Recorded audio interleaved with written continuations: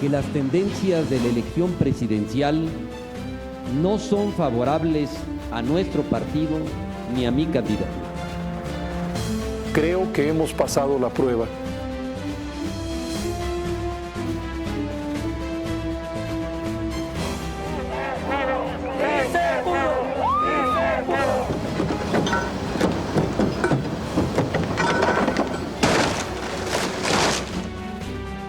Desempeñar leal y patrióticamente el cargo de presidente de la República que el pueblo me ha conferido.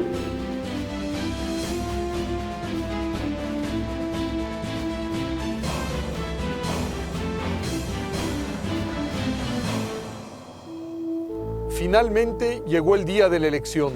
Habían terminado las intensas campañas electorales.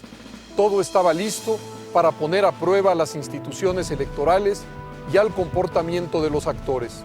Los partidos, los candidatos y la sociedad toda esperaban el desenlace de la contienda electoral. Las instituciones electorales funcionaban con normalidad y los candidatos habían aceptado y asimilado las reglas del juego. La competencia fue intensa y el resultado de la elección, como sucede en democracia, era imprevisible. A pesar de todos los avances en materia electoral, existían dudas sobre si los perdedores aceptarían los resultados. ¡Vamos a ganar! ¡Vamos a ganar! ¡Vicente! ¡Vicente!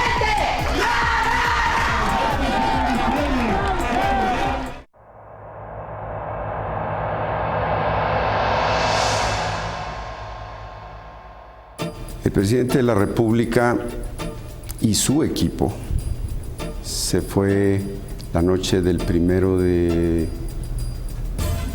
julio del año 2000, pues con una gran preocupación, porque la democracia entraña incertidumbre. Si a esta mezcla ingrata le agregamos otro elemento, que es el hecho de que había algunos que creían que un presidente de la República emanado del PRI nunca iba a reconocer una derrota del PRI, y había otros que creían que era una obligación del presidente de la República evitar que perdiera el PRI. El presidente se fue preocupado porque los sondeos no indicaban, en ese momento por lo menos ya había consenso, no indicaban un ganador absoluto. El 2 de julio terminaron 164 días de contienda política, de una campaña en la que lo mismo aparecieron diagnósticos y propuestas que descalificaciones de todo tipo.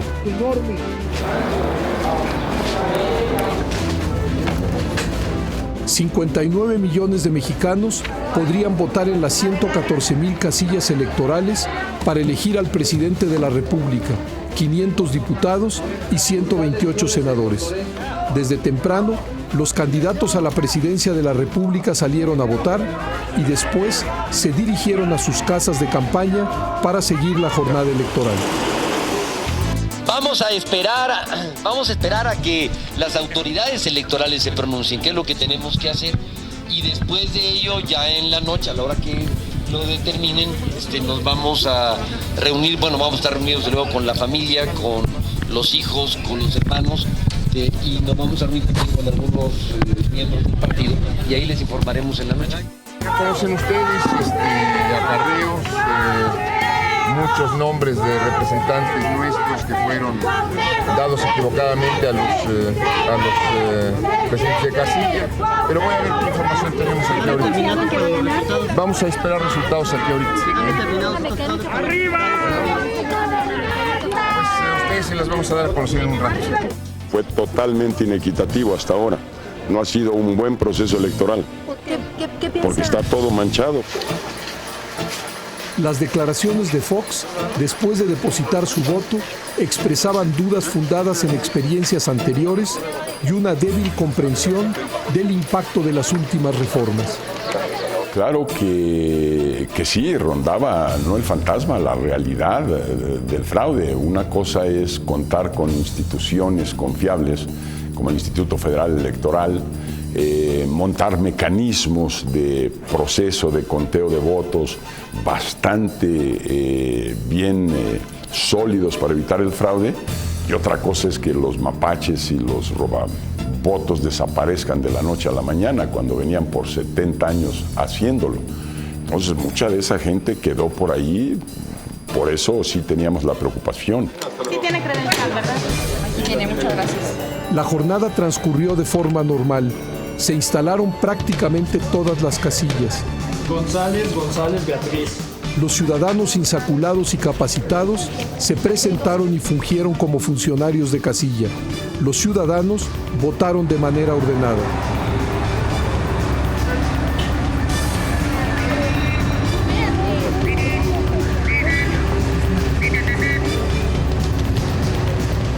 Antes de salir de la residencia de Los Pinos, fui informado que todo ha transcurrido con normalidad en todo el país, y la apreciación que se tiene en este momento es que afortunadamente los ciudadanos están acudiendo a votar copiosamente, es decir, hay una gran participación, hay un gran entusiasmo y hay una gran tranquilidad en el país.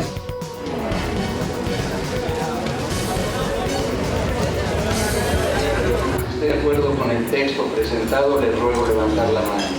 El Instituto Federal Electoral volvió a convocar al voto ciudadano. El Código Federal Los convoco a votar en conciencia, sin aceptar presión ni otra consideración que no sea la convicción y el interés propio. Su voto será contado y será escrupulosamente respetado. El día de hoy los mexicanos demostraremos que queremos vivir en paz y libertad, que hemos optado por las elecciones y la democracia como el método para nuestra convivencia. La jornada electoral se vivió como una fiesta de la participación ciudadana, sin incidentes que lamentar. Las primeras tendencias de las encuestas de salida favorecían a Vicente Fox.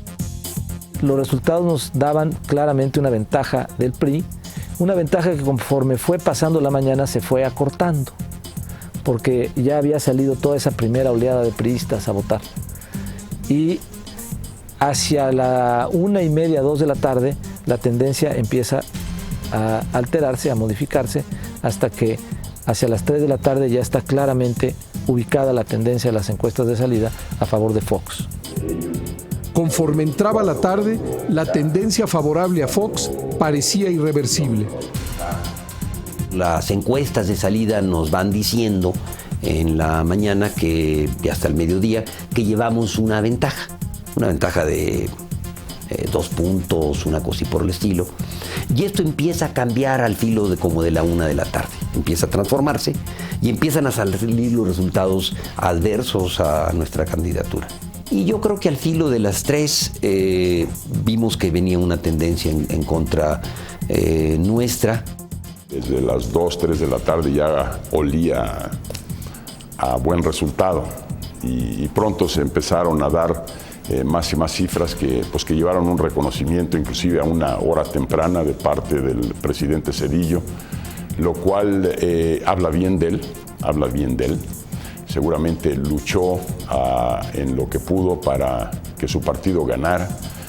Sin embargo, al final fue demócrata, estuvo a la altura de los tiempos y hizo un reconocimiento claro del triunfo.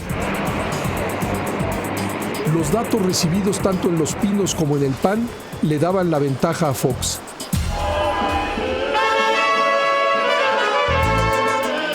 A lo largo del día, Marta Sagún, vocera del candidato de la Alianza por el Cambio, mantuvo comunicación telefónica con el secretario particular del presidente Zedillo sobre el desarrollo de la jornada electoral.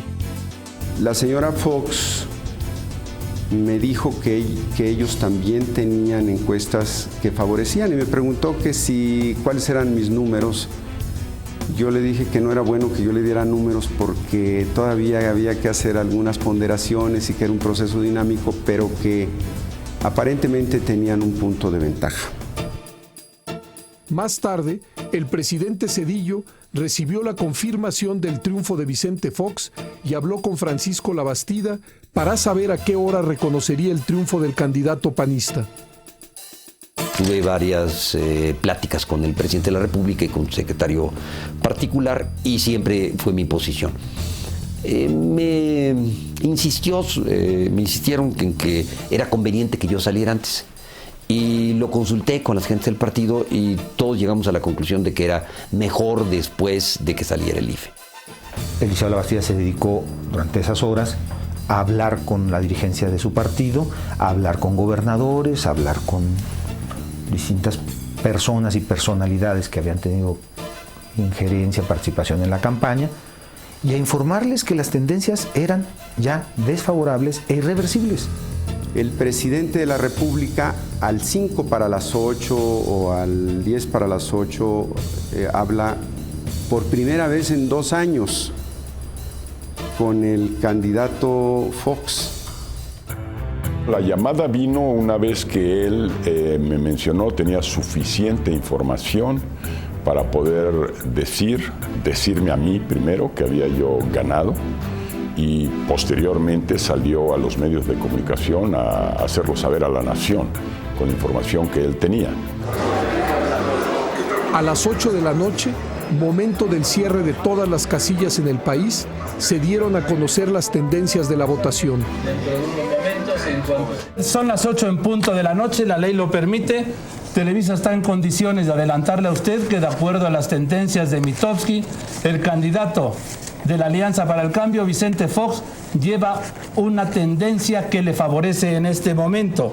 En segundo lugar, en la tendencia aparece Francisco Labastida Ochoa y en el tercer lugar aparece Cuauhtémoc Cárdenas. En el PAN hubo júbilo, en el PRI desconcierto.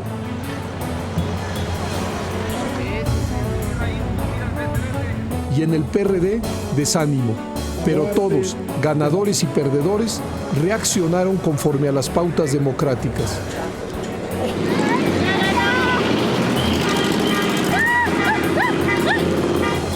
El primer candidato en reconocer el triunfo de Vicente Fox fue Cuauhtémoc Cárdenas.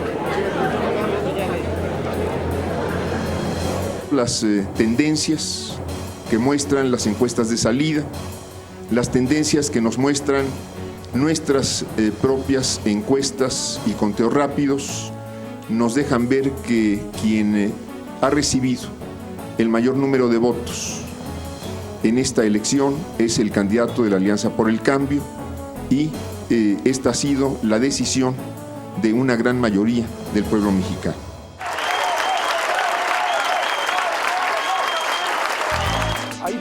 A las 11 de la noche, como estaba programado, el IFE dio a conocer los resultados de los conteos rápidos de la elección presidencial.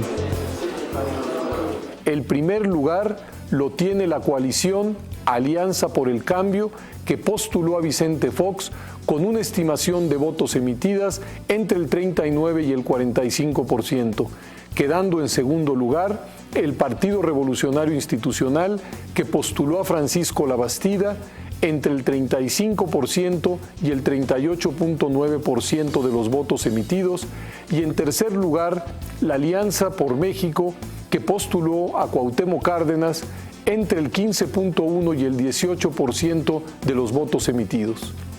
Por otro lado, los datos de nuestro programa de resultados electorales preliminares están fluyendo. Después del anuncio del IFE, se emitió el mensaje del presidente Zedillo. Voy ya y vamos a hacer este enlace directamente al PRI nacional. Ahí va Francisco Labastida Ochoa, acompañado de... Vamos con el presidente, adelante. México ha vivido una jornada electoral que, por su orden y legalidad, por su transparencia y civilidad, ha resultado ejemplar.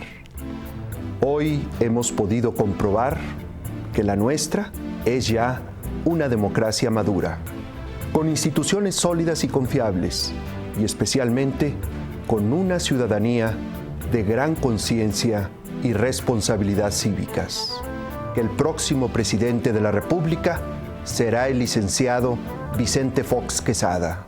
Recuerdo que hacia las 5 o 6 de la tarde el presidente me llamó para que le ayudase en la elaboración del discurso con el que él pensaba aparecer en los medios electrónicos esa noche.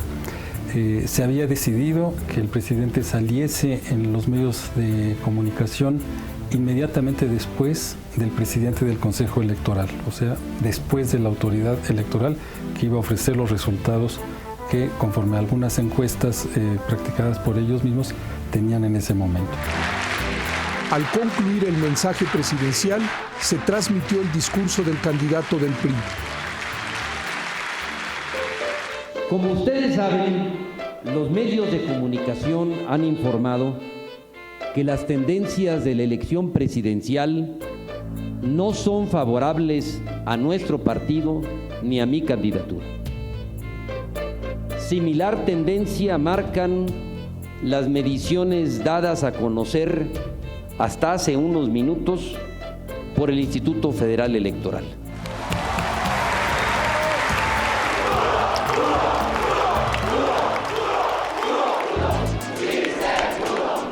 Más tarde, Vicente Fox hizo su primera declaración como ganador de la elección presidencial del 2000. La jornada electoral de día de hoy ha demostrado la madurez del Instituto Federal Electoral, de nuestras instituciones, de nuestro sistema político y de los medios de comunicación. La jornada electoral del día de hoy es una clara expresión de la madurez de nuestro país. Cruzamos el puente de la alternancia en el poder de manera pacífica y legal. Los otros dos candidatos presidenciales también reconocieron el triunfo de Fox. Esa noche, todos los candidatos, el gobierno, los partidos, el presidente de la República y la coalición que se aglutina en el PRI aceptaron el resultado electoral. Todos estaban de acuerdo en lo esencial. Las reglas de la competencia eran claras y equitativas. La alternancia fue posible porque existió consenso en que lo electoral es la única vía legítima para llegar al gobierno. El 2 de julio se realizaron 21 conteos rápidos y 9 encuestas de salida que coincidieron en el ganador de la elección presidencial.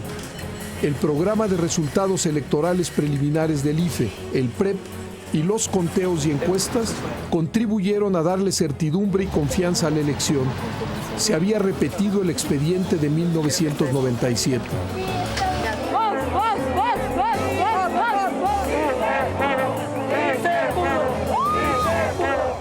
Hay que reconocer la participación de millones y millones de voluntades, de mexicanos, de mexicanas, que luchamos palmo a palmo, que trabajamos incansablemente cada día para asegurar este cambio y esta alternancia en el poder. Hoy México es ya diferente. Hoy México entra al siglo XXI con el pie derecho.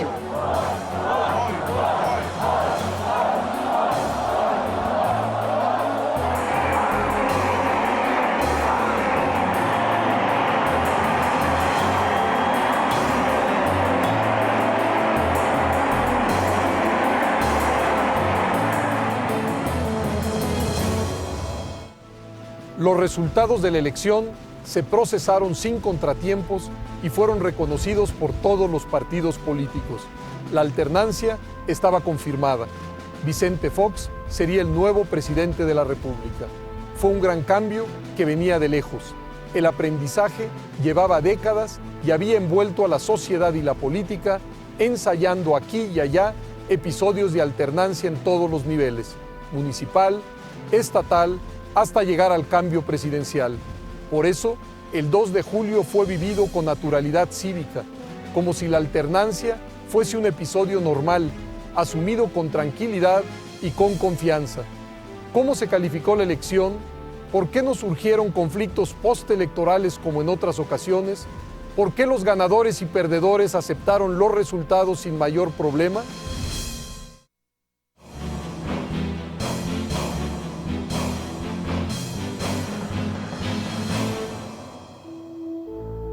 La elección del 2 de julio del 2000 fue la demostración inobjetable del crecimiento institucional de México.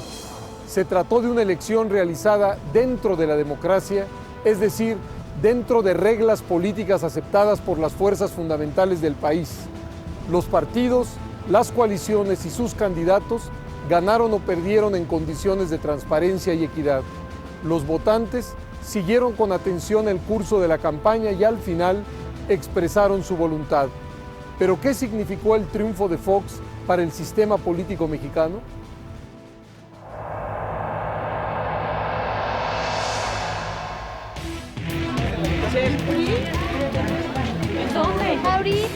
El 2 de julio votaron más de 37 millones de mexicanos, es decir, el 64% de los registrados en el padrón electoral.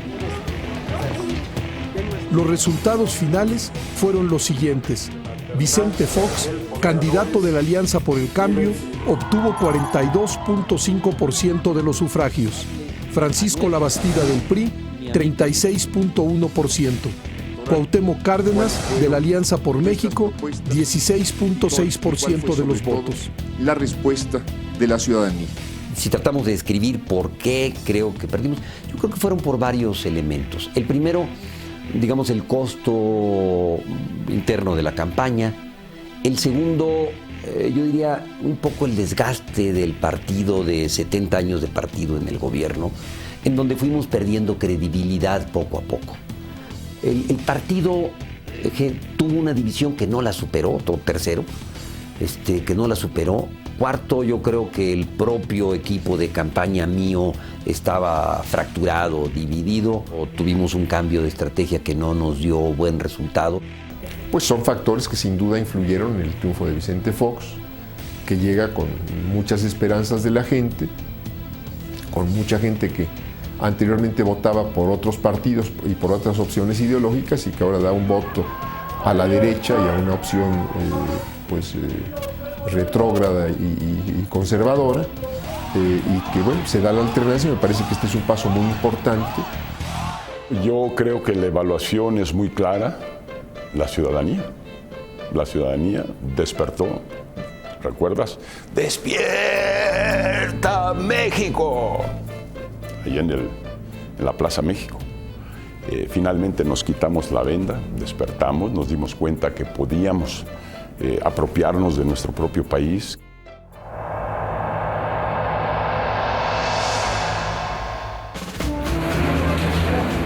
Los comicios del 2 de julio confirmaron a un poder legislativo plural y equilibrado. Ningún partido, como ya había sucedido en 1997, alcanzó la mayoría. En la Cámara de Diputados, el PRI logró 211 curules, el PAN 206, el PRD 50, el Partido Verde 17, el Partido del Trabajo 7, Convergencia 4, el Partido de la Sociedad Nacionalista 3 y el PAS 2. En el Senado de la República, el PRI alcanzó 60 escaños, el PAN 46, el PRD 15, el Partido Verde 5, el PT 1 y Convergencia 1. 8 partidos estarían representados en la Cámara de Diputados y 6 en el Senado de la República. La pluralidad equilibrada tendría presencia en el legislativo. En estas mismas elecciones, el PRD ratificó su triunfo en la Ciudad de México con Andrés Manuel López Obrador.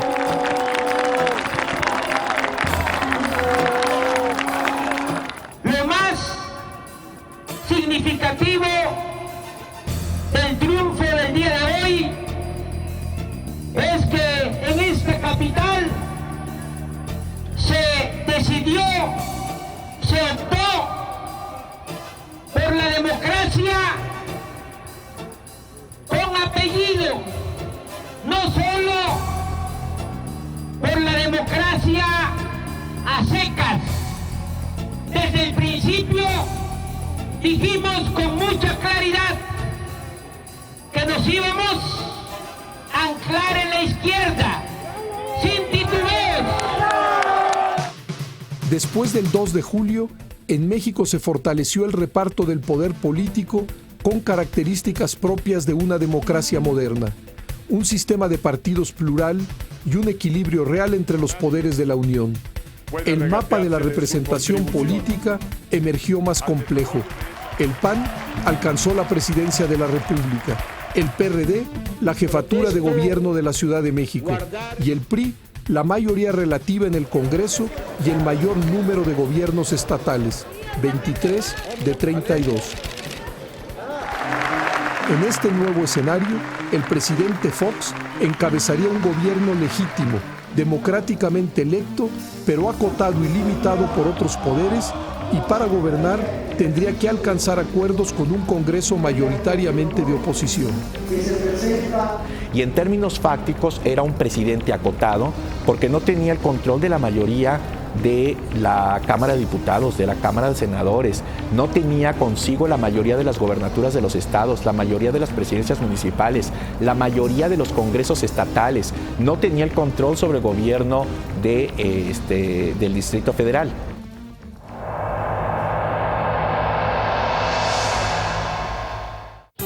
La jornada del 2 de julio fue la confirmación de que los instrumentos y las leyes electorales eran capaces de lograr la convivencia y competencia civilizada de la pluralidad política. La siguiente tarea era calificar la elección. Se elaboró un dictamen que fue sometido en una sesión solemne de la Sala Superior del Tribunal que tuvo lugar el 2 de agosto del año 2000. Fue aprobado por la votación unánime de los 7 magistrados y fue cuando se declaró válida la elección y presidente electo el señor Fox Quesada. En la elección del 2000 prácticamente no se registraron impugnaciones. Sí, nos llamó mucho la atención de que prácticamente no hubo impugnaciones. Solamente se impugnaron los resultados de 2 distritos de los 300 distritos electorales. Hubo la anulación de una casilla con el resultado de la anulación de 460 votos. Las instituciones electorales habían cumplido su tarea. Hay 2 razones que a mí me parece que son básicas para entender por qué el 2000 fue una elección tan limpia y tan pacífica. Una fue la existencia de reglas del juego muy claras que se tradujeron en instituciones electorales confiables, y la 2 fue el acuerdo, el pacto político entre los distintos actores y sobre todo con el gobierno en relación a ceñirse puntualmente a lo que fueron las reglas del juego, a lo que fueron la reforma del 96. Sin esa voluntad política, ese pacto, y sin las instituciones, difícilmente se hubiera tenido una elección como la del 2000. Cumplieron su función, sin lugar a dudas. Cumplieron. Y fíjese quién lo dice, ¿eh? El que no resultó beneficiado, ¿eh? El temor de que la sucesión presidencial no se diera en condiciones de normalidad política rápidamente se disipó. Los augurios de que la alternancia resultaba imposible por la vía institucional se esfumaron en el aire. En ningún momento yo oí a nadie que cuestionara que había ganado la mayoría el candidato Vicente Fox. Nadie cuestionó.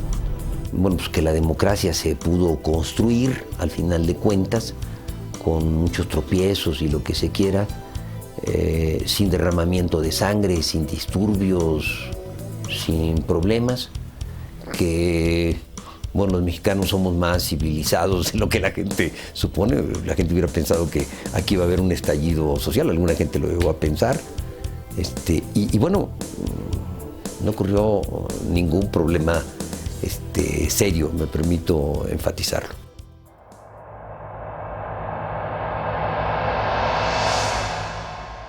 El 2 de julio de 2000 se reflejaron todos los avances que se habían logrado a través de un proceso gradual de reformas electorales que en los años 50 otorgó el voto a la mujer.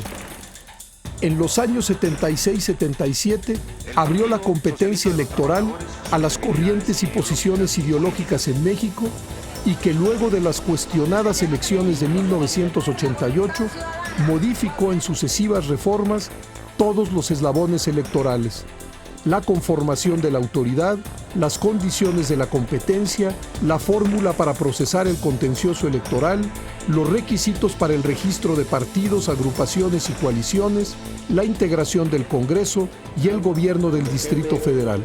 De gobierno del Distrito Federal. Son casi 20 años en que los ciudadanos recurren a la vía electoral para lograr los cambios en la dirección del país. Nos podemos ir por etapas, ¿no? El PRI perdió su mayoría calificada en 88, pierde mayoría simple en el Congreso en 97, pierde la presidencia en el 2000. Y esto es un cambio que tomó mucho tiempo efectuar, pero que se logró y los resultados ya conocidos por todos, ¿no? De un triunfo por un partido antiguo de oposición, cámaras legislativas sin mayorías, gobernadores de todos los partidos, también con gobiernos divididos, la alternancia como rutina en la mayor parte del país, ¿no? O para la mayor parte de la población. El 2 de julio de 2000, Vicente Fox gana gracias al 6 de julio de 1988.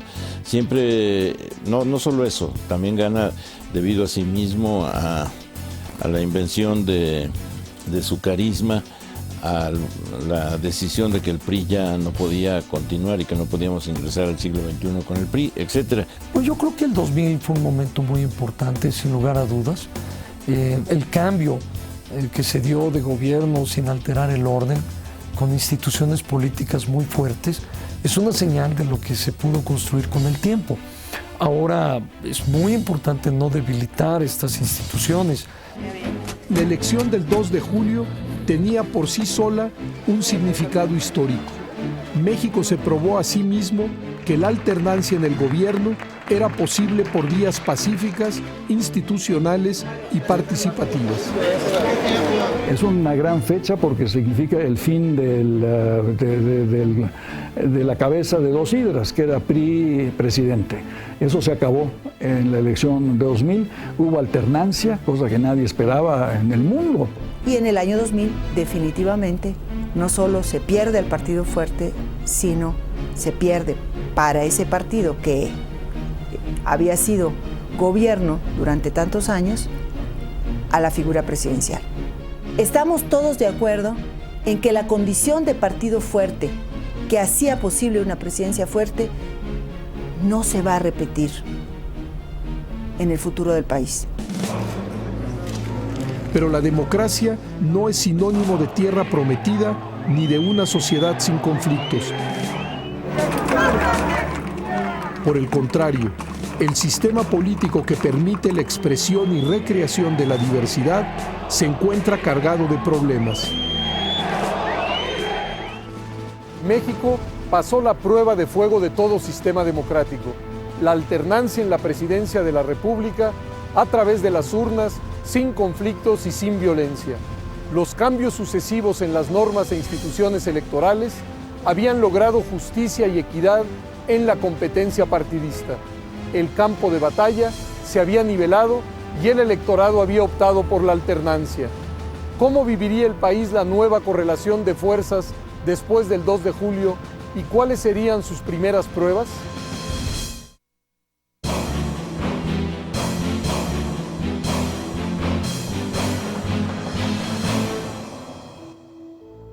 El 2 de julio del año 2000 resumió un largo proceso de cambio político.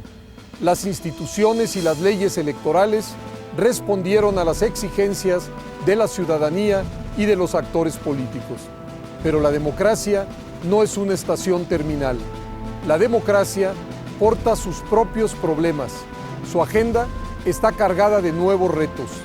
Después de la elección del 2000, quedaron algunos resabios que las instituciones electorales tuvieron que resolver en un ambiente de pluralidad política. Hubo que revisar las condiciones en que se realizaron las campañas del PRI y de la Alianza por el Cambio, lo cual ocupó buena parte de la atención pública y de los órganos electorales.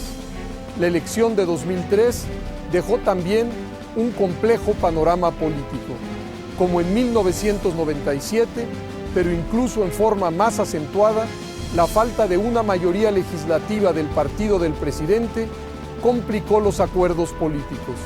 El país debía acostumbrarse a vivir con gobiernos divididos.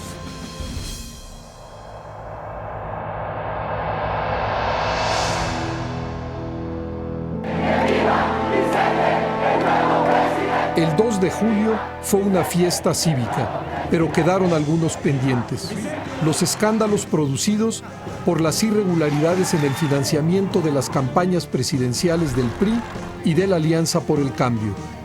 El IFE y el Tribunal Electoral del Poder Judicial de la Federación enfrentaron durante meses dos conflictos que los colocaron en el centro del debate político nacional, el llamado Pemex Gate y el caso Amigos de Fox.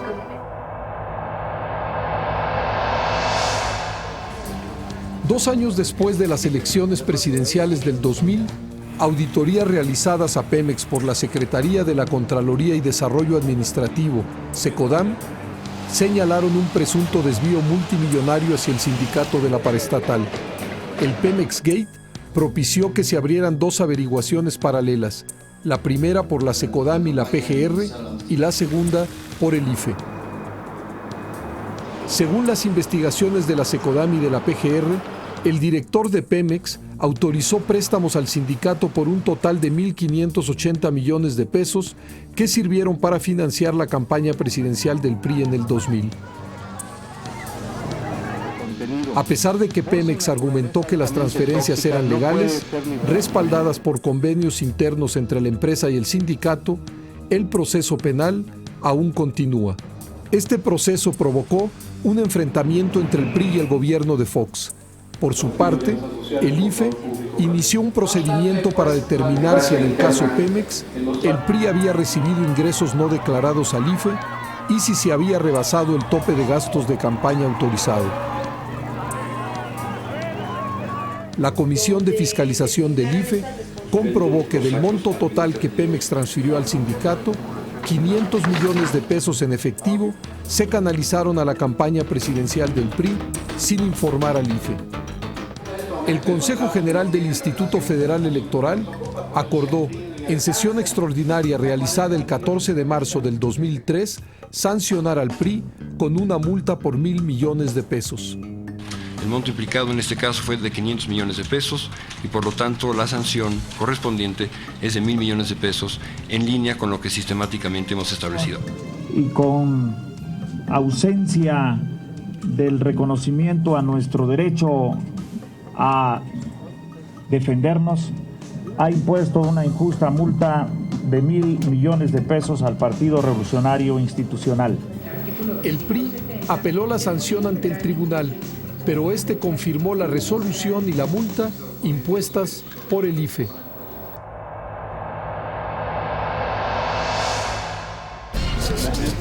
Un mes antes de las elecciones presidenciales del 2000, el periódico La Jornada publicó información sobre supuestas transferencias de fondos del extranjero a la campaña electoral de Vicente Fox.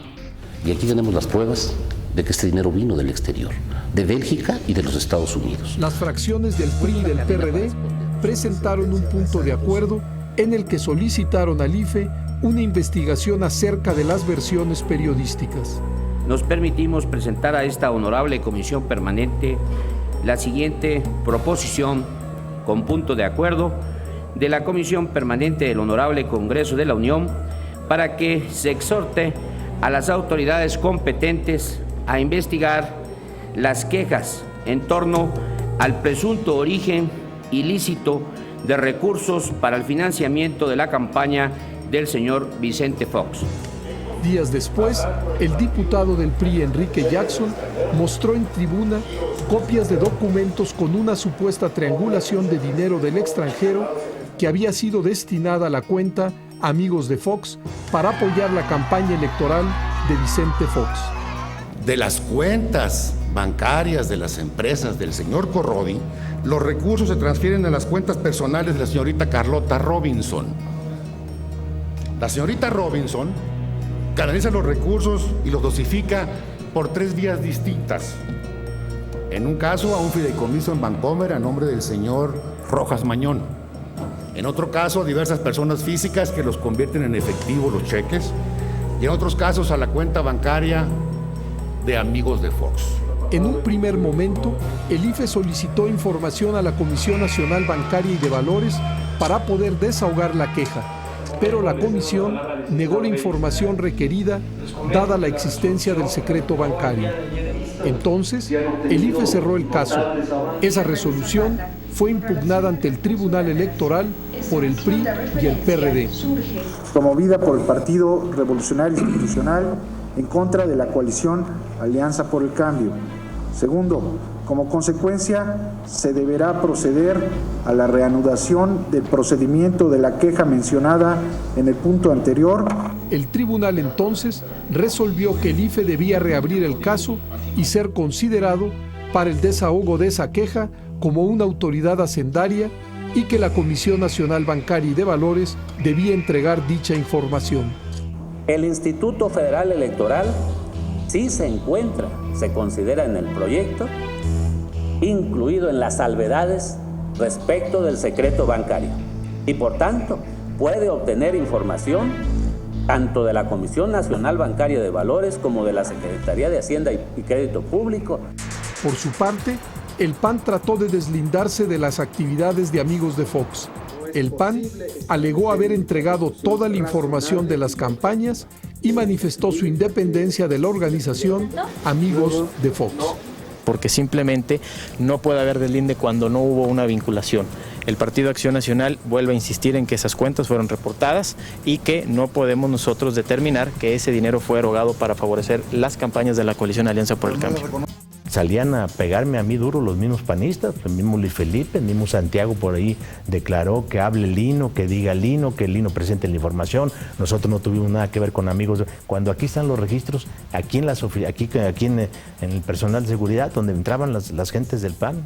Yo le diría que las indicaciones que he tenido en todo caso es que se vaya adelante y se cumpla estrictamente con lo que la ley dice. Y si se entregue la información, que en este caso se va a entregar. Pero cuando la Comisión Nacional Bancaria empezó a entregar la información al IFE, diversas personas físicas y morales solicitaron amparo y el litigio legal se extendió. Fue necesario que el caso llegara a la Suprema Corte y cuando ésta iba a resolver a favor del IFE, los involucrados se desistieron de sus amparos. La Comisión Nacional Bancaria y de Valores finalmente entregó al IFE la información sobre el financiamiento de la campaña de Fox. Después de analizar la evidencia, el 10 de octubre del 2003, el Consejo General del IFE resolvió sancionar a la Alianza por el Cambio. Le corresponderá al Partido Acción Nacional 360.971.039 pesos con 40 centavos y al Partido Verde Ecologista 184.198.610 pesos con 5 centavos. El PAN y el Partido Verde impugnaron la sanción. También lo hicieron el PRI y el PRD, pero el tribunal la ratificó e incrementó el monto de la multa al PAN y redujo la del Verde Ecologista. Este caso, como el de Pemex Gate, se resolvió por los cauces institucionales y los partidos asumieron las decisiones de los órganos electorales. El caso Amigos de Fox y el Pemex Gate hicieron evidente que a pesar de los avances, es necesario fortalecer las facultades fiscalizadoras del IFE. El financiamiento de los partidos políticos es un asunto complejo que se debate prácticamente en todas las democracias. Primero, la fiscalización de los partidos es un terreno largo por recorrer todavía. Yo creo que los pendientes de la democracia mexicana se reducen casi a uno solo. ¿Qué vamos a hacer con el dinero en la política? Además, el IFE debe ser dotado de mayores facultades para que nadie pueda desconocer su jerarquía constitucional y se acaben los Pemex Gate y los Amigos de Fox en este país. Los grandes casos de la elección del 2000, tanto el denominado Pemex Gate como el Amigos de Fox, lo que demuestran es que no tenemos a nivel de la legislación suficientes elementos para evitar que recursos privados entren a las campañas y sean preponderantes en el desarrollo de las campañas. Y bueno, entre otras cosas está el problema del secreto bancario, que tiene que tener excepciones frente a las autoridades electorales para poder fiscalizar las cuentas. La elección del 2000 dejó una agenda por resolver en materia de regulación de precampañas y de facultades para la fiscalización del financiamiento.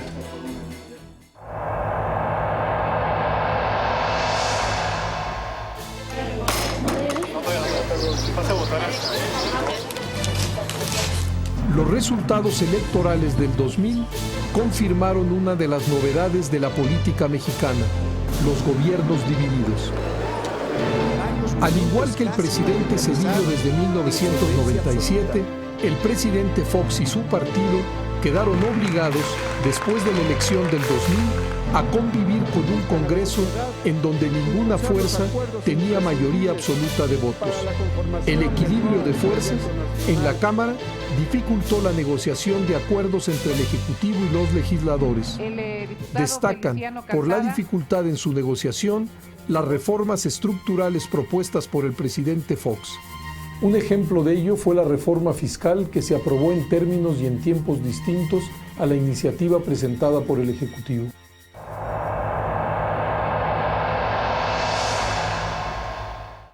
En abril de 2001, el presidente Fox envió al Congreso de la Unión una iniciativa de reforma hacendaria que tenía como principal objetivo aumentar los ingresos del gobierno a través de dos pilares: reducir la tasa máxima o del impuesto sobre la renta de 35 a 32% y eliminar la tasa cero del IVA en alimentos y medicinas.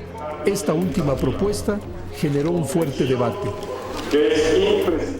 Consistentes con el acuerdo que adoptó el Consejo Político Nacional de nuestro partido, rechazamos que se graven los alimentos, las medicinas y los libros que forman parte de los consumos vitales de la población mexicana.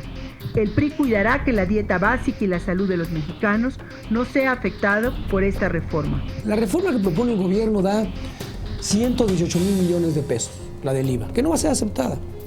Si lográramos reducir a la mitad la evasión, tendríamos 300,000 millones de pesos, 3 veces o casi 3 veces lo que propone Hacienda. Hay quienes han manifestado su desacuerdo con una reforma tributaria que, entre otros cambios, propone generalizar la aplicación del IVA y menores tasas en el impuesto sobre la renta. Quienes se oponen a estas medidas lo hacen con la mejor de las intenciones, pero se inspiran en una concepción estática de la economía. La intensidad del debate aumentó a partir del 12 de noviembre, cuando el Ejecutivo mandó al Congreso las iniciativas de ley de ingreso y presupuesto de egresos para el año 2002. La falta de acuerdos obligó al Congreso a pactar un periodo extraordinario. Los legisladores rechazaron la propuesta de cargar con 15% de IVA a alimentos y medicinas. Si es no, se considera desechado. Para compensar esa decisión, introdujeron nuevos impuestos que meses después, algunos de ellos serían declarados inconstitucionales por la Suprema Corte de Justicia de la Nación. El debate se prolongó hasta el 31 de diciembre de 2001, por lo que el presupuesto de egresos 2002 tuvo que ser aprobado en las primeras horas del 1 de enero del 2002. Se trata de un episodio que ilustra la complejidad de trabajar sin mayorías parlamentarias. Hicimos una propuesta de reforma hacendaria distributiva, una reforma que propusimos moderna, técnicamente sustentada, profesionalmente elaborada, que presentamos ante el Congreso de la Unión. El resultado, ustedes lo conocen, el gobierno federal propuso, el Congreso dispuso y tomó las decisiones de las cuales todos conocimos a final del año pasado. Ciertamente no avalamos una buena cantidad de las decisiones que ahí se tomaron. Sin embargo, así es la democracia, así es por lo que hemos luchado, que el Ejecutivo propone y el Congreso dispone. La democracia mexicana enfrenta así el reto de forjar mayorías estables que respalden la gestión gubernamental a todos los niveles de gobierno. Porque la situación actual de un poder ejecutivo y su partido que no tienen mayoría en el Congreso y en la Cámara de Diputados o la Cámara de Senadores ningún partido tiene mayoría. Se hace verdaderamente cuesta arriba lograr acuerdos. Creo que ha sido desafortunado su enfrentamiento con el Congreso. Creo que ha sido desafortunado poner énfasis solo en un par de reformas estructurales que son importantes, pero no es lo único que se puede hacer en el país. No se ha entendido plenamente por el presidente y por otros actores de la sociedad que el Congreso, entre otras cosas, sirve para controlar al poder, para controlar al presidente. Y como no se entiende plenamente, cuando se le dice no al presidente, se piensa que el Congreso está actuando de manera equivocada, de manera errática.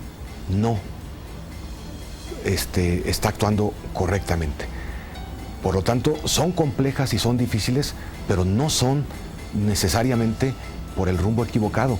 Debemos de fortalecer al Congreso para que controle mejor el ejercicio del poder.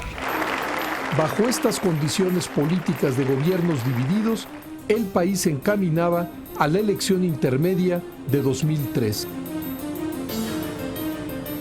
Ciertamente también implica, los gobiernos divididos implican retos frente a la posibilidad de la gobernabilidad, del ejercicio fluido del poder, y entonces en esta situación lo que se requieren son instituciones que permitan el que se dé el acuerdo político que es indispensable para un ejercicio de gobierno en condiciones de gobierno dividido.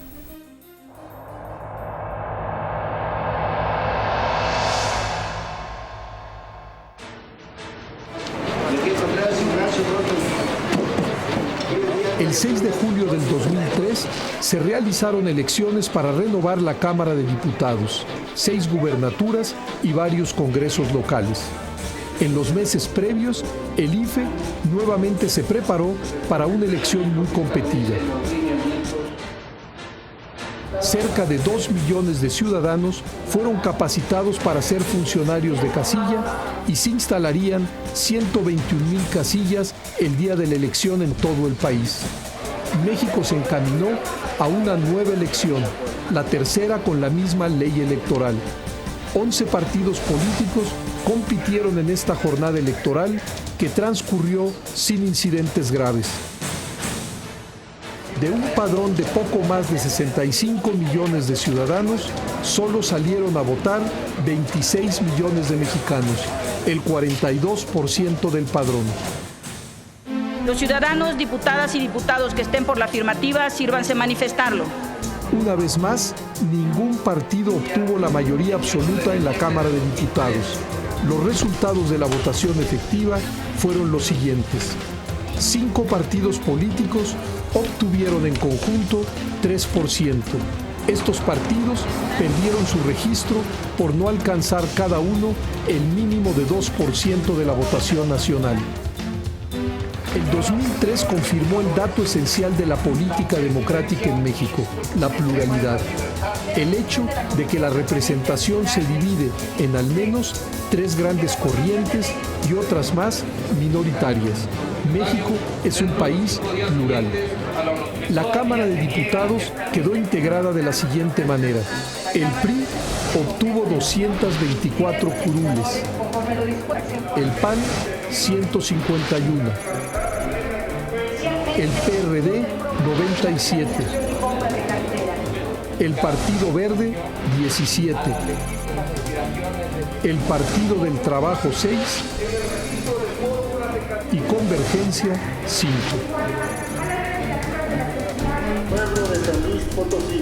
Las gubernaturas de San Luis Potosí y Querétaro fueron para el PAN. El PRI ganó en Campeche, Nuevo León y Sonora. La elección de Colima fue anulada por el tribunal, pero en comicios extraordinarios el PRI ratificó su triunfo. En el Distrito Federal, el PRD refrendó su posición y logró la mayoría absoluta en la Asamblea Legislativa. Quizá el descenso electoral del PAN puede explicarse porque los compromisos asumidos eran muchos y la capacidad para resolverlos limitada. Tiene claro el nivel de expectativa tan alto que creaba ante la gente que se puede convertir sí, por allá. En un momento determinado puede ser un punto de inflexión. Sí. Mira, yo siempre he sido de la idea que más vale pensar en grande, más vale proponernos siempre metas muy elevadas, pero a la vez es importante también ponerlas en una perspectiva correcta, cuantificarlas, darles valor contable para que podamos medirnos de cómo vamos. Destacó el compromiso de crecer en forma acelerada. Nosotros tenemos que hacer crecer la economía al 7%.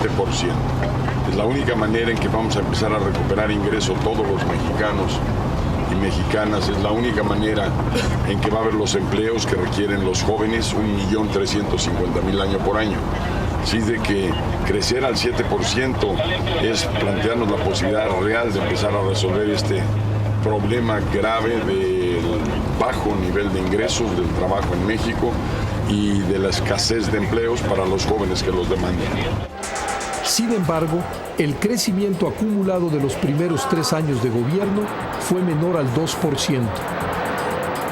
Él ofreció 1.300.000 empleos al año. Ya llevamos perdidos cerca de 700.000 en 3 años. Han nacido más de 5 millones de mexicanos y tenemos 1 millón de migrantes que no cuentan en las tasas de desempleo. Y lo más dramático, yo le diría, la política social está dando tumbos. Veo que es un avance el haberle puesto fin al régimen de partido de Estado. Y veo, pues, desafortunadamente, graves retrocesos en todos los demás aspectos. Esto es, en el crecimiento económico, pues vamos para atrás, los problemas sociales crecen, crece la pobreza, crece la migración de mexicanos hacia Estados Unidos, cae el salario en términos reales, se eleva la desocupación y la pérdida de puestos de trabajo. Las elecciones de 2003 mostraron una realidad política plural y compleja.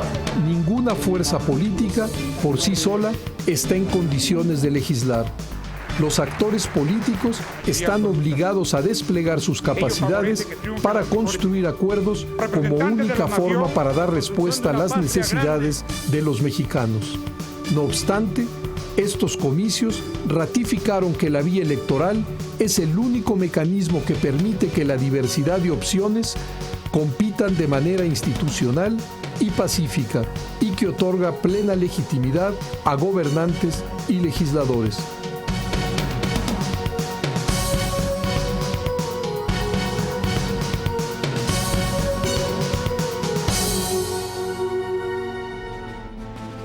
El proceso electoral de 2003 confirmó el pluralismo del país y que sus instituciones electorales funcionaron adecuadamente. Sin embargo, siguen quedando temas pendientes por resolver, sobre todo en materia de financiamiento a los partidos.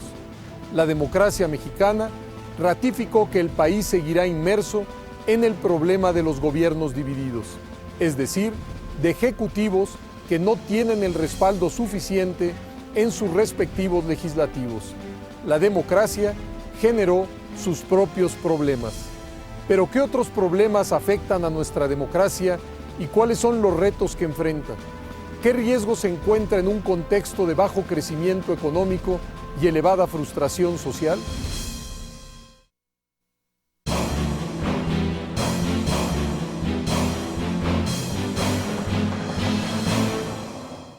México vive hoy en democracia, una democracia nueva, germinal, cargada de tensiones y problemas. Ninguna fuerza política relevante se encuentra excluida del marco institucional.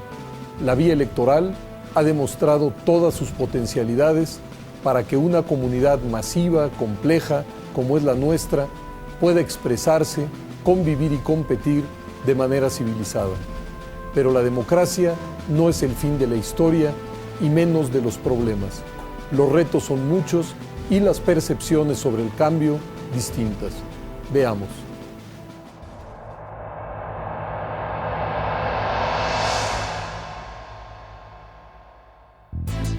En este momento, México ha completado su transición a la democracia en varios aspectos fundamentales. Tenemos un Instituto Federal Electoral independiente, tenemos una plena libertad de expresión en los medios de comunicación, escritos, el radio, la televisión. Elecciones van, elecciones vienen en todos los niveles, y desde los pequeños pueblos hasta las elecciones de medio sexenio, de mitad de sexenio, son normales. La cola de votantes está allí, no hay incidentes de violencia y hasta en Chiapas hay elecciones. Estamos todavía en una transición inacabada, en un proceso que no ha terminado, para que podamos realmente estar satisfechos de que por lo menos la transición hacia un sistema democrático se haya logrado ya en México. Para empezar, no estoy de acuerdo con el término de transición democrática, porque ese es un término que se ha usado para marcar el paso de dictaduras militares, o la dictadura de Franco en España, particularmente de Pinochet, la transición hacia la democracia. Y en este país no hemos vivido una dictadura. Precisamente podemos nosotros enorgullecernos de los avances constantes en materia democrática en este país. De manera que no hay transición, lo que ha habido es un avance constante, grandes esfuerzos por construir la democracia en México. Yo discrepo de los maximalistas y de los minimalistas. Los maximalistas que dicen el 2 de julio cambió todo, no es cierto. Y los que dicen, bueno, no pasó nada, tampoco es cierto. Cambió 70 años de historia política en el país. Un partido que nos había gobernado durante 70 años fue desplazado. Hubo alternancia, y la alternancia en sí misma es un hecho que no podemos dejar de consignar. La pregunta es si con la alternancia cambiaron los problemas de México, o mejor aún, la manera de manejarlos y de darles respuesta. Esa es la verdadera pregunta para darle al 2 de julio su dimensión. Yo creo que simplemente fue un traslado de un partido a otro. Sin duda hay un proceso de transición. Se le puede llamar de muchas maneras. Algunos objetan ese término, y lo que ha habido es una modificación a las estructuras políticas, a la forma de hacer la política en el país, de un sistema más o menos cerrado, dominado por un partido. Ahora vivimos en un sistema abierto, pluripartidista, en donde nadie tiene el control del Congreso, como antes ocurría, en donde no hay censura, en donde no hay un trato en donde se privilegia a unos por otros. En fin, las cosas sin duda han cambiado en términos de un proceso de transición. Bueno, la primera alternancia del poder a nivel del Ejecutivo, yo creo que fue un hecho histórico muy importante. No el único, hubo una serie de cosas que ocurrieron antes, pero ese es el momento simbólico de la transición. Entonces hay una época pretransicional, la época transicional y la época actual, que es la de la consolidación de la transición o la de la pérdida de la transición. No sabemos qué puede pasar en México.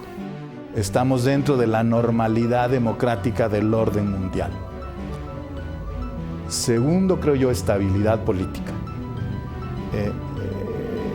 Si vemos lo que ocurrió en los 80 y 90, ¿no? Estos conflictos pre- y postelectorales duros, y no hubiéramos resuelto esto estaría incendiado, ¿no? O sea, cada elección sería prácticamente una confrontación entre mexicanos y entre sociedad y gobierno.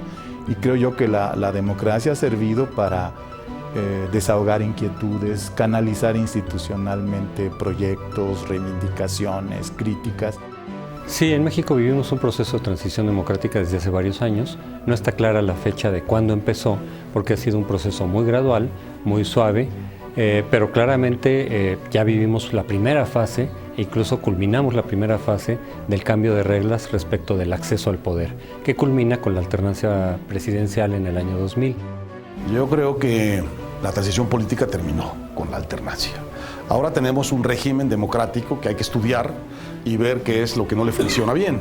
Entonces, yo creo que la transición política terminó, pero creo que no tenemos una democracia efectiva para transformar el país en el sentido que el país lo necesita.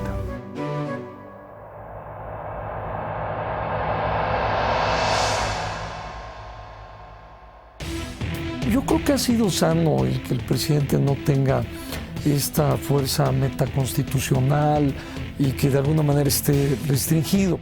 Quizá hoy tengamos una actitud de sobrevigilancia al Poder Ejecutivo, porque antes era el Ejecutivo absoluto, el presidencialismo.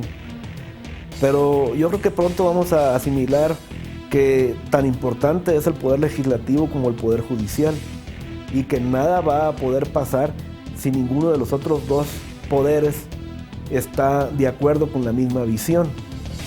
El partido del presidente no volverá a tener mayoría absoluta en la Cámara de Diputados, en la Cámara de Senadores.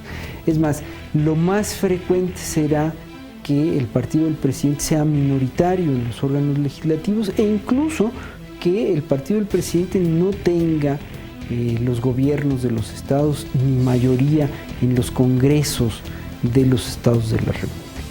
Llegamos al momento en que estamos ahora, que es un momento de libertades democráticas muy desarrolladas, avanzadas, libertad de expresión, una influencia que no conocíamos de los medios de comunicación, con libertad, sin cortapisas, sin censuras, y un juego democrático muy amplio, división de poderes, pesos y contrapesos,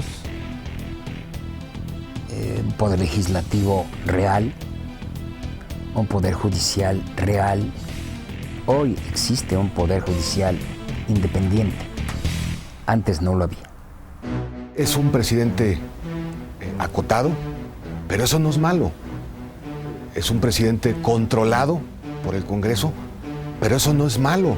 Me parece que esa era una de las cosas que se buscaban en el proceso de transición en nuestro país. Me parece que debemos determinar, y qué bueno que felizmente estamos avanzando hacia un presidencialismo acotado por la ley y por el Congreso. El presidente de alguna manera era o fungía como una figura de jefatura o de guía superior de todos los gobernadores, independientemente de los partidos. Hoy ya no.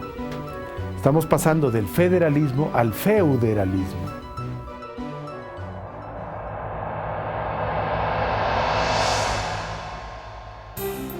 México está detenido en su desarrollo económico. Preocupante, muy preocupante es esa situación, y lo está en buena medida porque no hemos sabido cómo vivir el orden democrático. La democracia no significa que un partido de oposición debe de ejercer la oposición sistemática y total a todo lo que venga del presidente que proviene del partido que está en el poder. La democracia es que el partido de oposición acepte algunas cosas y otras las rechace. Que se consolide y que no solo se quede en lo electoral, que trascienda, que se aplique la democracia como se define en el artículo 3 de la Constitución. Democracia como forma de vida, que no solo se limite a los procesos electorales, que no se agote en las elecciones, que tenga que ver con lo social. Ya tenemos acuerdos sobre el método de cambiar gobernantes, fundamental. Ahora tenemos que hacer que funcione la democracia, que funcione para resolver los problemas de la gente. Y ello requiere que los organismos esenciales de la democracia funcionen mejor. Poder judicial, sigue habiendo una enorme corrupción ahí. Poder ejecutivo, ineficaz. Congreso, pasmado. Y partidos políticos sumidos en una carrera frenética por los cargos. Lo que no está funcionando aquí es la construcción de mayorías para definir políticas públicas de alguna importancia. México está a medio camino de su modernización económica, a medio camino de su modernización política y necesita reformas importantes en materia fiscal, en materia laboral, en materia política, en materia de federalismo. Reformas que tienen costos para alguien, empezando por los políticos que las ponen en práctica. Y entonces, en medio de esta fragmentación, es difícil incluso conseguir cosas relativamente sencillas. La organización del sistema político tiene que revisarse. Cuando nos encontramos en un escenario de gobierno dividido como ahora, en que no hay estímulos ni legales, empezaría por constitucionales, ni políticos para la construcción de acuerdos o la construcción de mayorías, pues sí tenemos que preguntarnos qué debemos hacer. De ahí que parte de la respuesta vaya posiblemente hacia la necesidad de un sistema semipresidencial o semiparlamentario que obligue a la construcción de mayoría para gobernar. Creo que comenzamos a vivir las bondades de un sistema democrático, pero creo que todavía tenemos que ser más participativos los ciudadanos. No puede haber democracia, insisto, en ausencia de demócratas, es decir, en ausencia de ciudadano actuante, vigilante, participativa.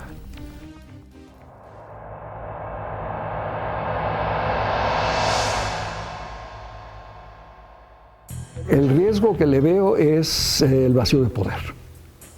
Simplemente que la clase política, el pueblo, el ejército, se den cuenta de que hay una cierta parálisis del poder presidencial y que esto crea un vacío. Ahora, el vacío no lo tolera ni la naturaleza ni la política. Lo llena algo o alguien. Por supuesto que la democracia puede fracasar, por supuesto que no tenemos la garantía todavía de que el sistema democrático mexicano va a perdurar, puede haber una regresión hacia el autoritarismo si hay un colapso económico, pero no hay duda de que la democracia permite producir más, repartir mejor y, como decían mis amigos españoles, refiriéndose a la transición española, vivir con más alegría. Según una encuesta reciente de un estudio realizado por las Naciones Unidas en América Latina, y en ello incluyen a México, más de la mitad de los ciudadanos estarían dispuestos a aceptar un régimen autoritario si le resuelve sus problemas económicos. Este es un llamado de atención grave. Todos debemos de trabajar para que la democracia funcione mejor y rinda mejor. ¿Qué es lo que yo veo como grandes peligros para la democracia mexicana? El que hayamos evolucionado hacia una democracia tipo norteamericana en donde el dinero es el que manda. Ese fenómeno no existía en México antes con la preponderancia del PRI, las regulaciones que se establecían. La democracia implica también vivir en un Estado de Derecho. Y ese es un déficit grande del sistema social y político en nuestro país. No es la legalidad suficientemente respetada. No son nuestras normas lo indispensablemente cumplidas. Si no avanzamos en eso, por ahí se puede colar intentos de deterioro de nuestro desarrollo democrático.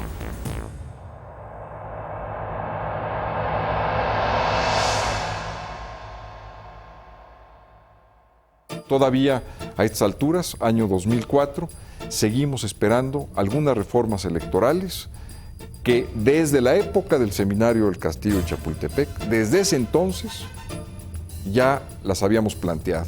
Unificación de calendarios electorales, compactación de elecciones y sobre todo bajar el costo de nuestra democracia. Ya desde aquel entonces venía esa discusión y estoy hablando de 1996.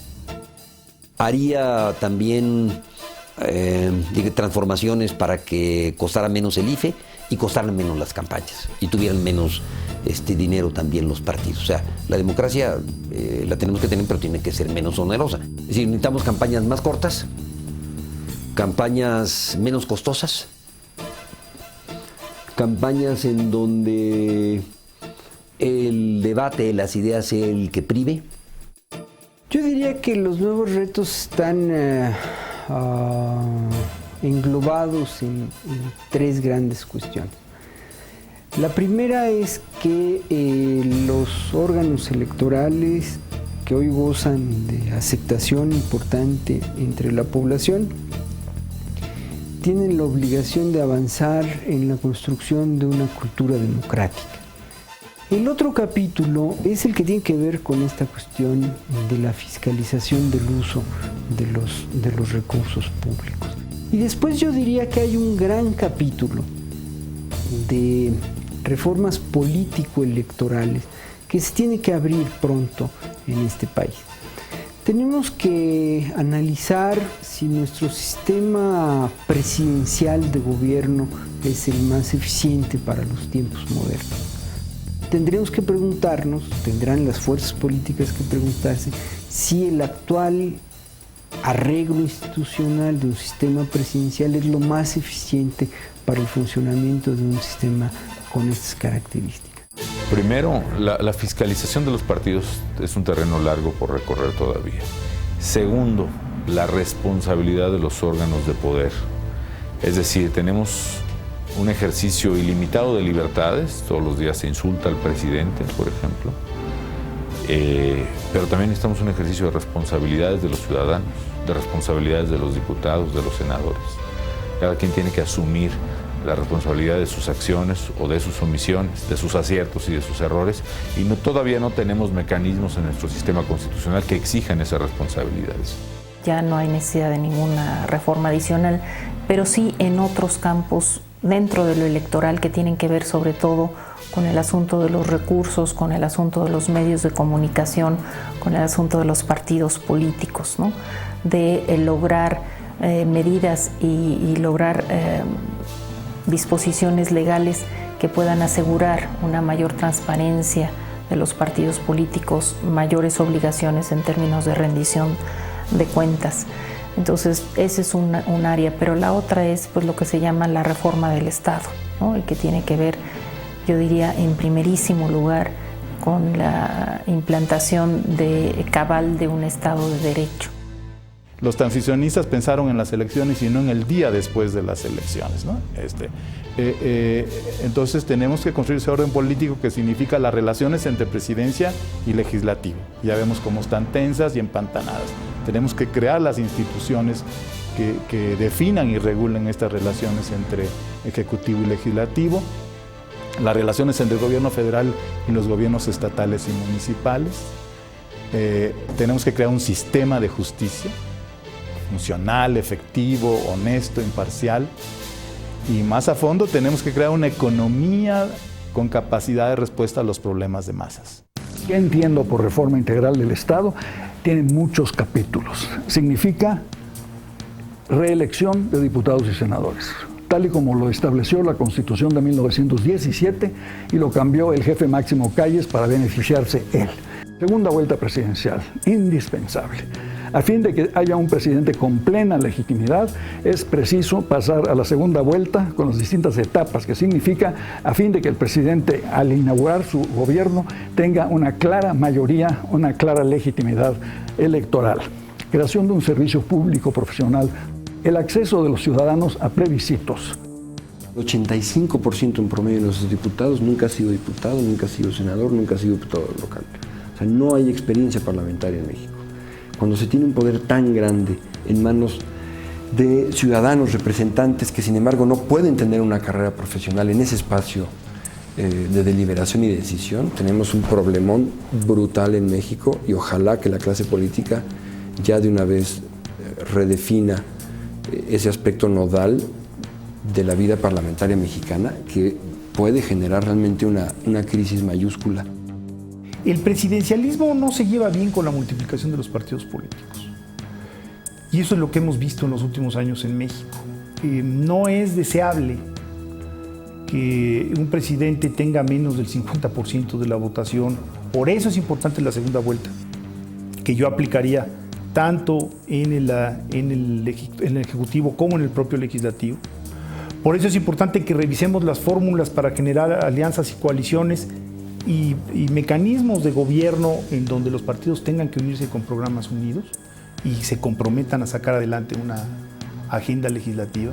El gran pendiente, creo yo, es lograr una cultura de legalidad.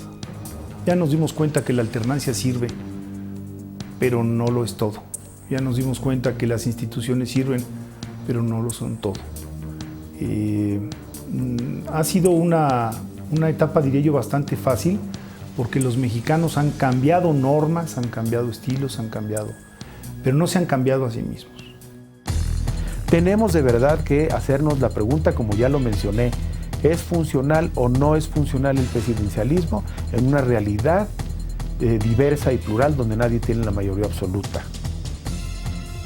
¿Deberá el sistema transitar hacia un régimen semipresidencialista o semiparlamentario?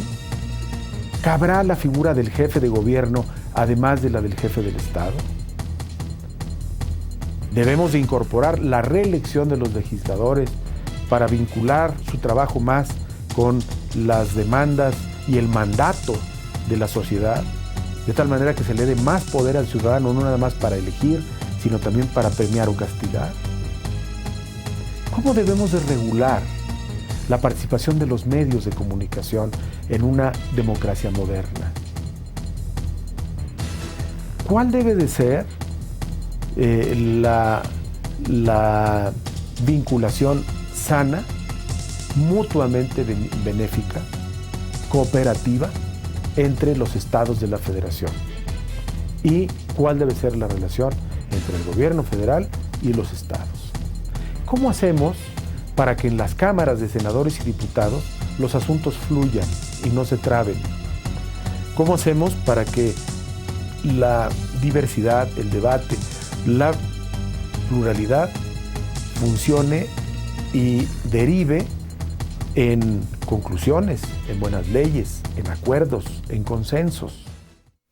La democracia, una de las aspiraciones más viejas de la nación, llegó por la vía de las elecciones. Durante casi 2 décadas, el país se empeñó en conseguir elecciones limpias, partidos fuertes, libertad política, y lo logró. México, la historia de su democracia, nos mostró que en momentos difíciles, cuando los problemas parecían descarrilar al país, los distintos actores políticos fueron capaces de dialogar, llegar a consensos y avanzar en la vida democrática. Esta serie es una forma de reconocer todo lo que hemos avanzado, de apropiarse y sentirse orgulloso de lo que hemos hecho como país. Hay que recordarlo como una manera de obtener una visión y el valor para enfrentar los problemas que toda democracia lleva consigo. Hoy podemos decir que las elecciones se realizan con normalidad, que los actores políticos respetan las reglas democráticas, reconocen los resultados y encuentran en las diferentes instancias electorales al árbitro que dirime conflictos. La vía de la violencia no tiene lugar cuando la vida del país permite la coexistencia pacífica de la pluralidad. Debemos apreciar lo que hemos logrado y para ello es necesario avanzar en una nueva agenda que le dé gobernabilidad al país en condiciones de pluralidad y gobiernos divididos, y que nos permita mejorar el bienestar de la población, porque la pobreza y desigualdad en la que transcurre la vida social no son el mejor caldo de cultivo para la reproducción de la democracia. Gracias por habernos acompañado en este recorrido de México, la historia de su democracia.